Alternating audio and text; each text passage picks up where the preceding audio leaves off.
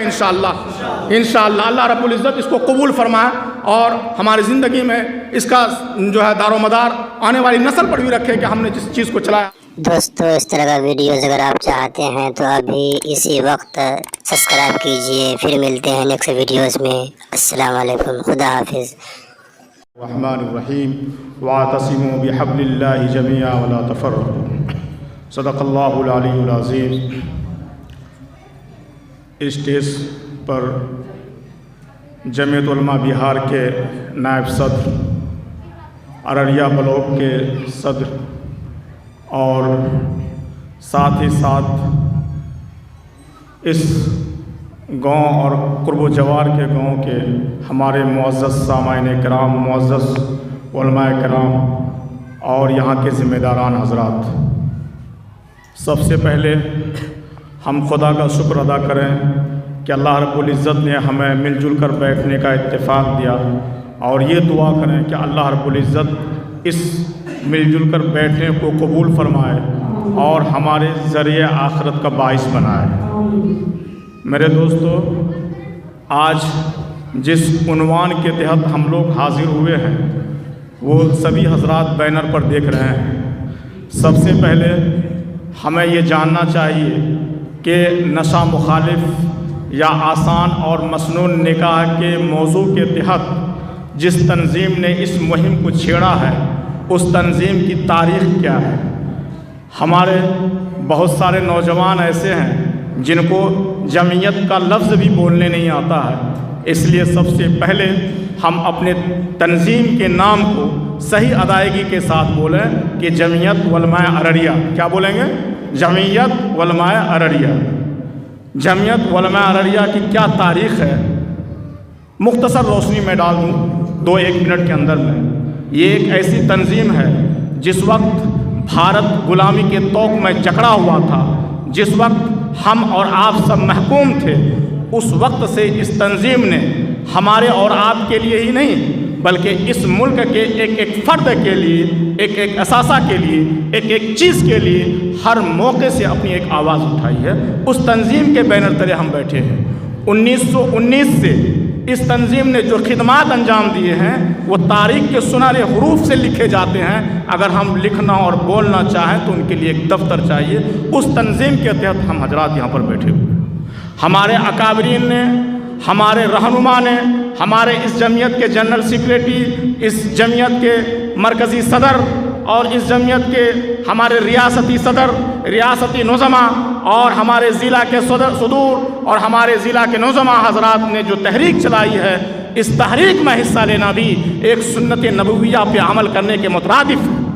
میرے دوستو، ہم جس موضوع کے تحت یہاں پر حاضر ہوئے ہیں، آپ شام سے ہی تمام اچھے عالموں کی تقریر کو قرآن و احادیث کی روشنی میں سن رہے ہیں۔ زیادہ وقت میں لینا نہیں چاہتا ہوں۔ سبھی جانتے ہیں کہ نشہ سے صرف سماج ہی نہیں بگڑتا ہے، نشہ سے نسل بگڑ جاتی ہے۔ نشہ سے صرف ہمارا اور آپ کا بچہ نہیں بگڑے گا، نسل سے پوری سوسائٹی، پورا ڈسٹرکٹ بگڑ جاتا ہے۔ اور تمام حضرات جانتے ہیں کہ وہ شادی جو آسان اور مسنون طریقہ تھا، جس شادی کے طرز میں ہمارے انبیاء نے، ہمارے صحابہ نے اتنا سادہ اور سچا رول اختیار کیا کہ کون تک لوگوں کو خبر نہیں ہوتی تھی۔ آپ کو تاریخ کے اوراق میں لے جاؤں، حضرت عبد الرحمن بن عوف اپنے زمانے کے ایک ایسے صحابے تھے کہ آج کے زمانے میں آپ کے امبانی اور اڈانی بھی کچھ نہیں ہے، اتنے بڑے امیر اور مالدار لوگ تھے، اتنے بڑے مالدار صحابی تھے۔ ان کا نکاح ہو جاتا ہے، ان کی شادی ہو جاتی ہے، صبح شام آپ صلی اللہ علیہ وسلم کی خدمت میں رہتے ہیں، لیکن آپ نبی کریم صلی اللہ علیہ وسلم کو یہ خبر نہیں ہوتی ہے کہ عبد الرحمن بن عوف کی شادی ہو گئی۔ عبد الرحمن بن عوف جب مجلس میں آتے ہیں، وہ اپٹن کا پیلا رنگ جب ان پر دیکھتے ہیں تو ان کو کہتے ہیں کہ یہ کلر کہاں سے آیا، کیا تمہاری شادی ہو گئی؟ تب انہوں نے کہا کہ ہاں میری شادی ہو گئی۔ میرے دوستو، وقت کے اتنے بڑے رئیس تھے، اگر وہ چاہتے تو سونے کے پلیٹ پہ لوگوں کو دعوت دیتے، لیکن کانوں کان نبی کریم صلی اللہ علیہ وسلم کو خبر نہیں ہوئی، اور ہم کہتے ہیں کہ ہم انبیاء اور صحابہ کے اوپر زندگی گزارنے والے ہیں، ان کے پیروکار ہیں، ہم ان کے متبع ہیں، یہ ہے ہماری زندگی۔ اسی بینر تلے ہم لوگ یہاں پر جمع ہوئے ہیں۔ اس چیز کے بارے میں ہم آپ کو کیا بتائیں؟ آپ ابھی احادیث کو سن رہے تھے، ہمارے مقررین حضرات آپ کو بتا رہے تھے کہ کس شادی میں برکت ہے اور کس شادی میں رحمت ہے، کس میں جو ہے اللہ کی جو ہر طرح کی رحمتیں بارشیں نازل ہوتی ہیں، اور کس شادی سے ممانعت ہوئی ہے، کس خرافات سے روکا گیا ہے، کس فضول خرچی سے روکا گیا ہے اور کیوں روکا گیا ہے، تمام اسباب پر ابھی آپ تفصیل سن رہے تھے۔ ایک چیز کو اپنے ذہن میں نوٹ کر لیجیے کہ آپ اپنی ناموری کے لیے، اپنے آپ بڑا آدمی بننے کے لیے یا اپنی شہرت کے لیے کتنی بھی بڑی شادی کر لیں گے، اس کے اندر میں کچھ نہ کچھ خامی ہوگی، کوئی نہ کوئی برائی کرنے والا ہوگا اور کوئی نہ کوئی برائی آپ کی تشہیر ہوگی، تو پھر آخر فائدہ کیا ہے ان چیزوں کے؟ آپ کے پاس دولت ہے، بہت سارے راستے ہیں، آپ دعوت کر کے غریب مسکین کو کھلا دیجئے، غریبوں میں مسکینوں میں بانٹ دیجئے، آپ بہت بڑے رئیس ہیں تو دینی کاموں میں لگا دیجئے۔ آج جمعیت علماء ارڑیا کے تحت آپ کے گاؤں میں جو ایجوکیشنل ٹرسٹ ہوا، آپ نے شاید اس لفظ کو دیکھا ہوگا، ایجوکیشنل ٹرسٹ، یعنی ایک تعلیمی مشن کو انہوں نے اجاگر کیا ہے، ایک تعلیمی تحریک کو لے کر کے یہ چلے ہیں۔ یہ آپ کے اور ہمارے گاؤں اور سماج کے ہیں، یہ کہیں آسمان سے اتر کر نہیں آئے ہیں، آپ کے ہی بچے ہیں، آپ ہی کے بھائی ہیں، ان کے اندر میں ایک جذبہ ہوا، ان کے دل میں ایک داعیہ پیدا ہوا کہ ہمارے یہاں ایک علم کی تحریک ہونی چاہیے، جو جہالت ہے، جو بدعات ہیں، جو خرافات ہیں، جو یہاں پر طرح طرح کی رسومات جو ایجاد ہو رہی ہیں، اس پر بریک لگے، وہ ختم ہو۔ اسی فکر کے ساتھ انہوں نے ایک تعلیمی ٹرسٹ کو شروع کیا ہے۔ یقیناً آپ اپنے بچوں کو بھیجیے، مکتب کی شکل ہو یا کسی سرکاری اسکول کی شکل ہو یا کسی کانوینٹ کی شکل ہو، یا آپ کے گاؤں میں کوئی پرائیویٹ اسکول کا نظم ہو یا مکتب کا نظم ہو، آپ اپنے بچوں کو بھیجیے۔ آپ بھوکے رہیے لیکن اپنے بچوں کو پڑھائیے۔ اگر آپ اپنے بچوں کو نہیں پڑھائیں گے تو آپ کے اندر میں اور آپ کے سماج میں ہر طرح کی برائی آئے گی، آپ روک نہیں پائیں گے اس کو۔ اور بنیے، آپ نے سنا ہوگا کہ ایک صحابی تھے، ان کی شادی نہیں ہو رہی تھی، آپ صلی اللہ علیہ وسلم نے ان سے پوچھا کہ تم شادی کرو گے؟ تو انہوں نے کہا، بہت لمبی حدیث ہے، بہت لمبی، مختصر میں سنا رہا ہوں آپ کو بالکل تلخیص کر کے۔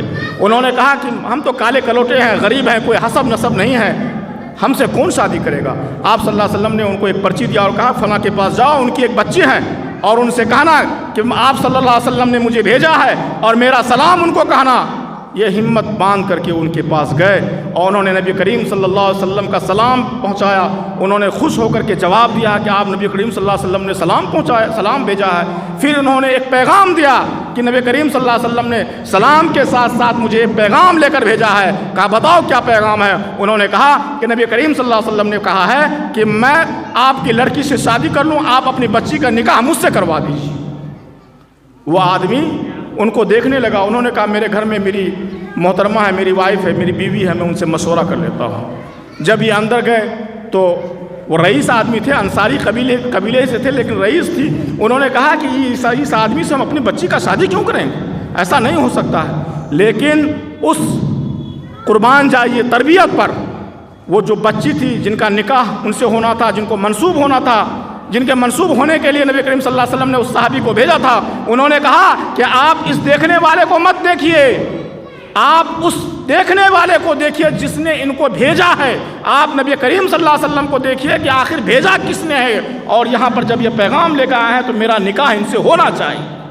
وہ تربیت حدیث میں آتا ہے کہ ایک جنگ میں ان کی شہادت ہوئی، اور جب سبھی لوگ آ گئے، نبی کریم صلی اللہ علیہ وسلم نے پوچھا کہ دیکھو کوئی ہمارے ساتھی تو نہیں کہیں چھوٹ گئے، رہ گئے؟ سبوں نے کہا نہیں، سب تو آ گئے۔ کہا نہیں، دیکھو ایک نہیں ہے۔ جب تلاشا گیا تو وہی شخص 7 کفار کے بیچ میں لیٹا ہوا ملا۔ کہا کہ دیکھیے 7 کو مار کر کے یہ خود شہید ہوئے ہیں، وہ شخص بعد میں شہید ہو گیا اس اسلام کے نام۔ اس واقعہ کو سنانے کا 2 ہی مقصد ہے۔ ایک تو یہ کہ اس کے گھر میں ایک اچھی تعلیم اور تربیت تھی کہ اس کی بچی نے اتنا بہتر جواب دیا۔ دوسرا وہ کہ اس صحابی کو جس کو بھیجا تھا اس کے دل میں ایک سچی اور اچھی محبت تھی اسلام کے لیے کہ وہ اپنے آپ کو کہیں پر شہید کر دیا، اسے کوئی غم نہیں ہوا۔ اس اسلام کو پھیلانے کے لیے، اس اسلام کو زندہ رکھنے کے لیے انہوں نے اپنی جان کی شہادت دے دی۔ میرے دوستو، ہم اس کے پیروکار ہیں، ہمیں چاہیے ایسا کرنے کا۔ آپ کو تاریخ معلوم ہوگی، شراب یا نشہ بندی سے آپ کو کیوں روکا جا رہا ہے؟ ابتدائے اسلام سے پہلے شراب کو عام تھا، صحابی لوگ شراب پیتے تھے۔ مدینے اور مکے میں جتنے شراب تیار ہوتے تھے، ملک کے کسی حصے میں اتنا شراب نہیں ملتا تھا، تاریخ بتاتی ہے۔ لیکن غزوہ خندق کے بعد جب شراب کے اوپر میں حرمت کا فتویٰ لگا تو مدینہ کی گلیاں شراب سے شرابور تھی، اور کوئی آدمی ایسا نہیں تھا جنہوں نے ایک قطرہ بھی اپنے گھر میں رکھا ہو، انہوں نے مدینہ کی گلیوں میں شراب کے مٹکے کو ڈھیل دیا۔ ایسا ایمان تھا جس کے بغیر ان کی زندگی نہیں کرتی تھی، لیکن جیسے ہی حکم نازل ہوا کہ شراب کو نہیں پینا ہے، یہ حرام ہو چکا ہے، اسی وقت انہوں نے منع کر دیا اور اٹھا کے پھینک دیا اس چیز کو۔ میرے دوستو، یہ ایمان تھا ان لوگوں کا۔ شراب تمام برائیوں کی جڑ ہے۔ جب شراب کے بارے میں کیسے حرمت آئی تھی آپ سنیے اس کے بارے میں۔ مغرب کی نماز تھی، سورہ قل یا ایھا الکافرون کی تلاوت ہو رہی تھی، صحابہ پیے ہوئے تھے، لا اعبد ما تعبدون، جہاں جہاں لفظ لا آیا ہوا تھا اس کو چھوڑ کر کے وہ تلاوت کر گئے۔ تبھی قرآن کی آیت نازل ہوئی تھی، لا تقربوا الصلاۃ وانتم سکارا، کہ نماز کی حالت میں تم شراب کے قریب تک نہیں جاؤ۔ جب صحابی لوگوں سے غلطی ہو سکتی ہے، جب ان سے صحبہ ہو سکتا ہے، ہم تو ایک ادنا مسلمان ہیں، ہم سے کیوں نہیں ہوگا؟ اس لیے منع کیا گیا۔ کھجور سے شراب بنتا تھا، جہاں شراب بوتلوں میں آتا تھا، اب انجیکشن کی شکل میں، ٹیبلیٹ کی شکل میں، سیرپ کی شکل میں، نہ جانے کس کس چیز کی شکل میں، یہاں تک کہ ناک سے سونگنے کی شکل میں بھی شراب کی ایجاد ہو چکی ہے، نشاور چیز کی ایجاد۔ آپ صرف شراب کی طرف مت جائیے، آپ منشیات کی طرف جائیے، آپ اس چیز کی طرف جائیے جس سے انسان کا ذہن، جس سے انسان کا دماغ مفلوج ہو جاتا ہے، جس سے انسان اچھے اور برائی میں تمیز نہیں کر سکتا ہے، وہ شراب ہے۔ آپ اس کو شراب کہیے، آپ یہ نہیں کہیے کوریکس ہے، یہ ٹیبلیٹ ہے، یہ انجیکشن ہے، یہ سیلفیس ہے، ایسا نہیں۔ ایک سے ایک دنیا میں کہاں سے کہاں دنیا جا چکی ہے۔ ہمیں اپنے آپ کو روکنا ہے، تمام بچوں کو روکنا ہے، لوگوں کو روکنا ہے۔ یہی پیغام لے کر کے آئے ہیں۔ بڑی خوشی کی بات ہے، جمعیت علماء جو یہ تحریک چلا رہی ہے، کسی طرح کی کوئی خرچ نہیں، کوئی بینر نہیں، کوئی لمبا چوڑا پنڈال نہیں، کوئی مائک کا انتظام نہیں۔ مسجد میں آئیے۔ آپ کو معلوم ہونا چاہیے، اسلامی دور میں، شروعاتی دور میں، صحابہ کے دور میں، ہمارے تبع تابعین کے دور تک جلسے کا کوئی وجود نہیں تھا۔ ان لوگوں کا ہر دینی معاملے کا صلح مشورہ یا کسی طرح کی کوئی بات مسجدوں کے صف میں بیٹھ کر کے حل ہوا کرتا تھا۔ ہمارے صلحاء لوگ، ہمارے انبیاء لوگ تمام پنچایتی اپنی مسجدوں میں کیا کرتے تھے؟ اپنے مسجدوں سے تحریک چلایا کرتے تھے۔ آج جمعیت علماء ارریہ نے بھی اس تحریک کی قیادت کی ہے کہ ہم کو ایک تحریک اپنی مسجد سے چلانا ہے۔ اس کے لیے کوئی پنڈال، کوئی مجمع یا کوئی 1000 2000 25,000 آدمی کا مجمع جمع نہیں کرنا ہے۔ ہم اپنے پیغام کو ایک گھر سے ایک فرد سے شروع کریں گے، انشاءاللہ یہیں سے ہم لوگ کامیاب ہو جائیں گے۔ تو سب سے پہلے ہم لوگ جو یہاں پر حاضر ہیں، یہ عہد کیجئے کہ انشاءاللہ ہم لوگ آسان اور مسنون نکاح کریں گے۔ پہلے اس چیز کا وعدہ کیجئے، آپ لوگ ہاتھ اٹھائیے، وعدہ کیجئے۔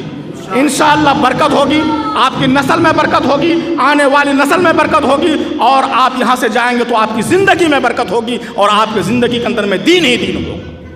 دوسری چیز، آپ مت دیکھیے کہ فلاں ماسٹر صاحب کا بیٹا کوریکس سے پی رہا تو پھلے پیتا ہے، پینے دو۔ فلاں ڈاکٹر صاحب کا بیٹا پیتا ہے تو پینے دو۔ فلاں کالو کا بیٹا ہے پیتا ہے، پینے دو۔ نہیں میرے دوستو، برائی ہے، برائی کو روکنا بھی ایک عبادت ہے۔ آپ کو اللہ نے پیدا ہی کیا ہے کہ آپ اس کی عبادت کیجیے۔ برائی کو روکیے، یہ عبادت ہے۔ غلط کام کر رہا ہو اس کو ٹوکیے، یہ عبادت ہے۔ اگر آپ کے اندر میں اتنی ہمت نہیں ہے، اتنی طاقت نہیں ہے، تو کم سے کم دل سے تو برا سمجھیے اس چیز کو کہ یہ برا کر رہا ہے۔ لیکن ہمارے لوگ المیہ ہیں کہ ہم برا نہیں کرتے، ہم اس کو سپورٹ کرتے ہیں کہ یہ اور کرے، ہم اس کو سہ دیتے ہیں کہ اور کرے۔ میرے دوستو، آج اس کی اولاد بگڑ رہی ہے، کل ہمارا نمبر آئے گا، پرسوں اور کسی کا نمبر آئے گا، اس طرح ہماری نسل در نسل تباہ اور برباد ہو جائے۔ اس کی فکر کون کرے؟ ہر انسان ہے، ہم لوگوں کی پیدائش اللہ نے کی ہے، ہمارے پیدائش پر اللہ رب العزت نے اپنے ملائک سے مشورہ لیا ہے۔ اللہ رب العزت نے ہمیں، ان کو عبادت کرنے والوں کی کمی تھی۔ یہ جو ابلیس ہیں، شیاطین ہیں، ہم سے آپ سے پہلے زیادہ عبادت گزار تھے، یہ اللہ کو زیادہ ماننے والے تھے۔ قرآن کی مستقل ایک آیت نازل ہوتی چلی گئی ہے ہماری تخلیق کے بارے میں، لیکن ہم ہیں کہ ہم اپنے آپ کو سمجھ نہیں رہے ہیں۔ ہم کو اپنی افضلیت کا اقرار کے ساتھ ساتھ سمجھ ہونی چاہیے کہ اللہ رب العزت نے ہمیں اشرف المخلوقات کیوں کہا۔ فرشتہ کو اشرف المخلوقات نہیں کہا، جنات کو اشرف المخلوقات نہیں کہا، شیطانوں کو اشرف المخلوقات نہیں کہا۔ دنیا میں اتنی ساری قومیں ہیں، اتنے سارے مخلوقات ہیں، کسی کو اشرف المخلوقات نہیں کہا۔ انسان کو ہی اشرف المخلوقات کیوں کہا؟ اس فلسفہ کو کبھی آپ نے سوچا؟ فرشتہ اس لیے اشرف المخلوقات نہیں ہو سکتا ہے کہ فرشتہ برائی نہیں کر سکتا ہے. اللہ رب العزت نے ان کے اندر میں برائی کرنے کی صفت نہیں رکھی ہے، اس لیے وہ اشرف المخلوقات نہیں ہے. شیطان اس لیے اشرف المخلوقات نہیں ہو سکتا ہے کہ وہ اچھائی نہیں کر سکتا ہے، اس لیے کہ اللہ رب العزت نے اس کے اندر میں اچھائی کی صفت ودیت نہیں کی ہے، اس لیے وہ اشرف المخلوقات نہیں ہو سکتا ہے. لیکن انسان دونوں کچھ کر سکتا ہے. انسان اچھائی بھی کر سکتا ہے، انسان برائی بھی کر سکتا ہے، انسان نماز بھی پڑھ سکتا ہے، انسان چوری بھی کر سکتا ہے، انسان دل دکھا بھی سکتا ہے، انسان دل جوڑ بھی سکتا ہے، انسان جھگڑا بھی کر سکتا ہے، انسان صلح بھی کرا سکتا ہے. انسان کے اندر میں دونوں صفات اللہ نے ودیت فرمائی ہے. اور انسان اپنے عقل سلیم سے چلتا ہے کہ ہم کو یہ راستہ چلنے میں فائدہ ہے، یہ راستہ ہدایت کا ہے تو ہم چلیں گے، یہ راستہ گمراہی اور ضلالت کے ہم نہیں چلیں گے. انسان اچھائی اور برائی میں تمیز کرتا ہے باوجود کہ اس کے اندر میں صلاحیت ہے، اس لیے اللہ رب العزت نے اس کو اشرف المخلوقات کہا. ایسے ہم اشرف المخلوقات نہیں ہیں. اس فلسفے کو سمجھیے. اللہ رب العزت نے ہم کو جو زمین پر انسان بنا کے پیدا کیا ہے بہت بڑی نعمت ہے. وما خلقت الجن والانس الا ليعبدون، کہ اللہ نے جنات اور انسان کو صرف اپنی عبادت کے لیے پیدا کیا ہے. تو ہم کو جو پیدا کیا ہے اللہ رب العزت نے جو اشرف المخلوقات کا خطاب دیا ہے تو یہ ہماری فضیلت ہے، تو ہم اپنی فضیلت کو سمجھتے ہوئے فضیلت والے ہی کام کو انجام دیں. اللہ نے ہمیں عقل دی ہے، ہم اپنی عقل ہی پر چلیں. اللہ نے ہدایت کے لیے ہمارے پاس قرآن حدیث تمام انبیاء اتنے لوگ بھیجے ہیں، ان کی باتوں پر چلیں تبھی نہ ہماری زندگی کامیاب ہو سکتی ہے. میرے دوستو کتنی زندگی ہوتی ہے، مختصر سی زندگی ہوتی ہے. میں نے ایک آیت پڑھی تھی موضوع سے ہٹ کر، مختصر زندگی 60 سال 70 سال. آج کے ڈیٹ میں زیادہ ترقی کر جائیے گا تو 80 سال، 80 سے اوپر آج کی جنریشن تو نہیں جا رہی ہے. جو پرانی جنریشن ہے وہی جا رہی ہے. آج کی جنریشن جو ابھی ہمارے سامنے موجود ہے یہ 70 سال میں ختم ہو جائے گی. جو حالات آ رہے ہیں دیکھ رہے ہیں. اس 70 سال میں ہمارے اندر میں کتنا نفاق، کتنی ناچاکی، کتنی نا اتفاقی اور کتنا بھید بھاؤ ہوتا ہے ہم آپ سب دیکھ رہے ہیں، کر رہے ہیں. میرے دوستو کیا فائدہ؟ اسی کے لیے ہم نے کہا تھا کہ وَاعْتَصِمُوا بِحَبْلِ اللَّهِ جَمِيعًا، کہ مسلمانوں اے لوگوں وحدانیت اے لوگوں اتحاد کی رسی کو مضبوطی سے پکڑو. ہم ایک ہو جائیں تو بن سکتے ہیں خورشید مبین، ہم ایک ہو جائیں تو بن سکتے ہیں خورشید مبین، ورنہ ان بکھرے ہوئے تاروں سے کیا بات بنے. ہم بکھر گئے، ہمارے خیالات بکھر گئے، آج دنیا ہم پر حاوی ہو گئی. صرف ہندوستان ہی نہیں پوری دنیا میں ہم ذلیل ہوتے جا رہے ہیں. ہم اپنے ایمان کے ناطے ذلیل ہو رہے ہیں اور کوئی دقت نہیں. میرے دوست ولا تہینوا، قرآن کی آیت ہے کہ اگر تم مومن بن کر رہو گے، اگر تم مومن بن کے رہو گے تو تم پر کبھی بھی کسی طرح کی کوئی شکست یا کوئی غم کبھی حاوی نہیں ہو سکتا، جب ہم ایمان والا بن کر رہیں گے تب. لیکن ہمارے اندر میں وہ ایمان نہیں رہا. میرے دوستو معاف کیجئے گا، ہم بھی آپ ہی کے علاقے کے ہیں اور آپ ہی کے سماج کے ہیں. ہمارے اندر میں وہ ایمان نہیں ہے کہ اگر ہم برا کر رہے ہیں تو آپ ہم کو سمجھائیے. برا کرنے والے سے آپ نفرت نہیں کیجئے، یہ شرابی ہے اس سے بات نہیں کریں گے، نہیں. شرابی ہے اس سے بات کیجیے، اس کو پیغام دیجیے، اس کو دین اسلام کی بات سمجھائیے. یہ نہیں کہ وہ شرابی ہے، وہ بہت بدتمیز ہے، منہ لگتا ہے، بات نہیں کریں گے، بالکل نہیں. اسلام کہتا ہے کہ 1 مرتبہ نہیں 10 مرتبہ جائیے، اس کو سمجھائیے کہ یہ غلط چیز، ایسا نہیں کرنا ہے. ایک آدمی ہے شادی میں فضول خرچی کرتا ہے، بات نہیں مانتا ہے، جہیز پہ جہیز دیا جا رہا ہے. اور افسوس کی بات نہیں بولنا چاہیے، جہیز کا چندہ مانگنے کے لوگ جاتے ہیں ایک دوسرے کے پاس. ہم کو اپنی بیٹی کو موٹر سائیکل دینا ہے، ہم کو اپنی بیٹی کو 1 لاکھ ٹکا دینا ہے ماسٹر صاحب ٹکا دے دیجیے، مولانا صاحب ٹکا دے دیجیے. یہ ہو رہا ہے اپنے سماج میں. مانگ کر کے بیٹی کو جہیز دیا جا رہا ہے. میرے دوستو جہیز لینا جہاں ناجائز ہے، حرام ہے، وہیں پر دینا بھی ناجائز حرام ہے. مانتے ہیں اگر آپ کا ایمان ہے کہ میری بچی کی شادی نہیں ہو رہی ہے، جہیز نہیں دیں گے، پوری ہو جائے گی، اس چیز کو نکالیے اپنے دل سے. اللہ نے پیدا اس کو کیا ہے اور انہوں نے وعدہ لیا ہے کہ جس کو ہم نے پیدا کیا اس کا جوڑا بھی اس دھرتی پر رکھا ہے، اس کی روزی بھی اس دھرتی پہ ہم نے پیدا کیا. میرے دوستو جس کے قسمت میں جوڑی ہے، جس کی قسمت میں رزق ہے، اس کو کوئی نہیں لے سکتا، کوئی نہیں چھین سکتا. جہاں سے جہاں چلے جائے اس کو ہر حال میں ملے گا. اس لیے آپ ان کو جا کے سمجھائیے. یہ نہیں کہیے کہ بہت بڑا آدمی ہے یا بہت بڑا فقیر ہے مانگ کر کے وہ کسی کو جہیز دے رہا ہے یا کچھ. بالکل آسان طریقہ، آسان ایک دم مسنون طریقہ جو ہمارے انبیاء نبی بولتے ہیں. کہا آپ صلی اللہ علیہ وسلم کی اتنی صاحبزادیاں تھیں، حضرت فاطمہ کے بارے میں آتا ہے کہ آپ نے اس کو کچھ سامان دیا، جہیز میں دیا، ایسا نہیں ہے دوستو، وہ حضرت علی کے پیسے سے دیا تھا، آپ نبی کریم صلی اللہ علیہ وسلم نے خرید کر نہیں دیا تھا۔ آپ حدیث کو دیکھیے گا تو جو کچھ بھی حضرت فاطمہ کو دیا گیا تھا وہ حضرت علی کے ہی پیسے سے دیا گیا تھا، یہ نہیں کہ اس زمانے میں کھجور کا تکیہ بھی آپ صلی اللہ علیہ وسلم نے اپنے طرف سے دیا تھا، ایسی کوئی معتبر روایت نہیں۔ آپ صلی اللہ علیہ وسلم کی جتنی صاحبزادیوں کی شادی ہوئی، آپ صلی اللہ علیہ وسلم نے خود جتنی شادیاں کی، کہیں پر بھی آپ تذکرہ لفظ جہیز کا نہیں آئے گا۔ ایک لفظ جو جہاز آتا ہے، آپ اس سے جہیز کی مراد مت لیجیے، وہ ایک علمی بات ہے، اس کو ہم کہہ نہیں سکتے یہاں پر۔ باہر کے یہ کہنا ہے کہ کسی نبی نے یا کسی صحابی نے ایسا کام نہیں کیا ہے، ہر ایک نے تنبیہ کی ہے ہمارے قرآن و حدیث میں، اور ہمارے خود ابھی موجودہ جو علماء کرام ہیں ابھی کیوں پریشان ہیں؟ دہلی میں بیٹھے ہوئے ہیں جمعیت علماء کے جنرل سیکریٹری صدر ہوئے، ان کو کیوں فکر ہے؟ ان کو اس لیے فکر ہے کہ ہم اور آپ بھائی، انما المؤمنون اخوہ، کہ اسلام کے ناطے ہم تمام لوگ آپس میں بھائی بھائی ہیں، اور ایک آدمی ایک بھائی کا جب تک احساس نہیں رکھے گا، درد نہیں سمجھے گا، وہ مسلمان کہاں سے ہو سکتا ہے؟ اسی درد میں وہ ایک آواز اٹھی ہے جو پورے ہندوستان میں جا رہی ہے کہ جمعیت علماء کے بینر تلے یہ تین چیزیں جائیں، دو چیزیں کم سے کم جائیں ابھی دو چیزیں، ایک آسان اور مسنون نکاح، اسی میں جوڑ دیتے ہیں جہیز، جب آپ آسان اور مسنون نکاح کریں گے تو جہیز خود ہی ختم ہو جائے گا، اور دوسری چیز ہے نشہ سے روکنا، منشیات سے روکنا، دو چیز ہے، اور تیسری چیز ہم لوگ جو آئندہ جوڑیں گے اس میں ہوگا وراثت کا معاملہ۔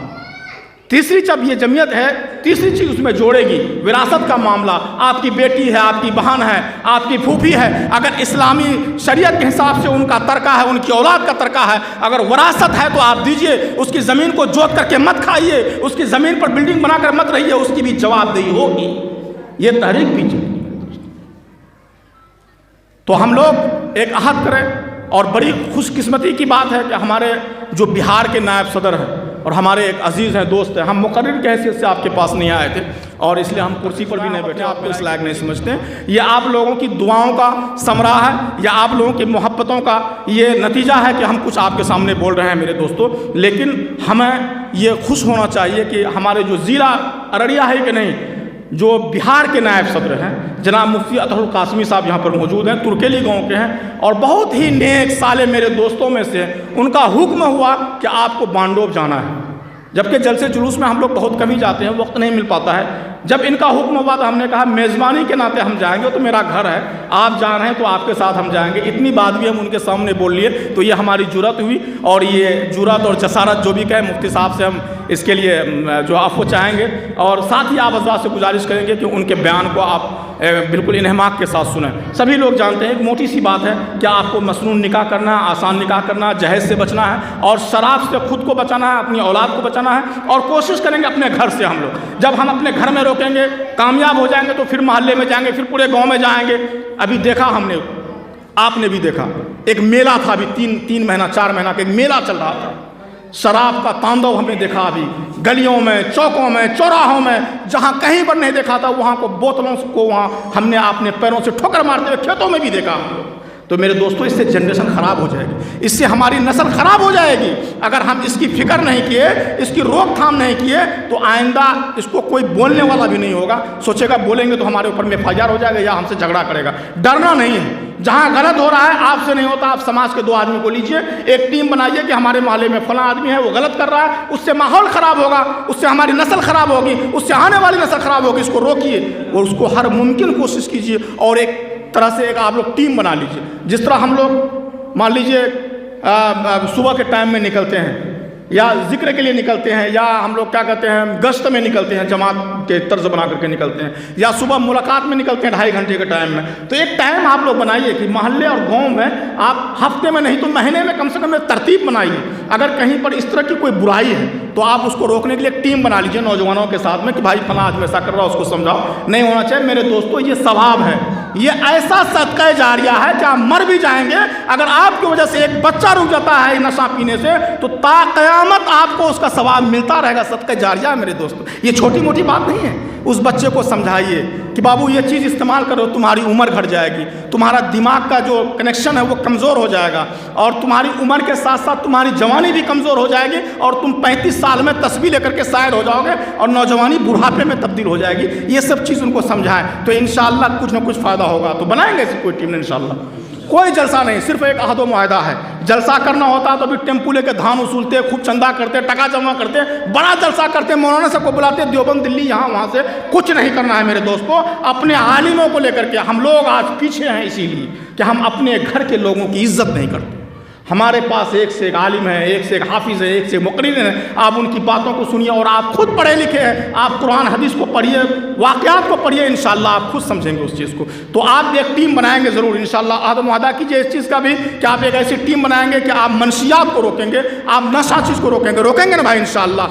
انشاءاللہ اللہ رب العزت اس کو قبول فرمائے اور ہماری زندگی میں اس کا جو ہے دار و مدار آنے والی نسل پر بھی رکھے کہ ہم نے جس چیز کو چلایا اللہ اس کے توفیل ان کی بھی زندگی میں صالحیت اور صلاحیت کو پیدا کرے۔ انہی باتوں کے ساتھ میں اپنی بات کو ختم کرتا ہوں۔ وآخر الدعوانا الحمدللہ رب العالمین۔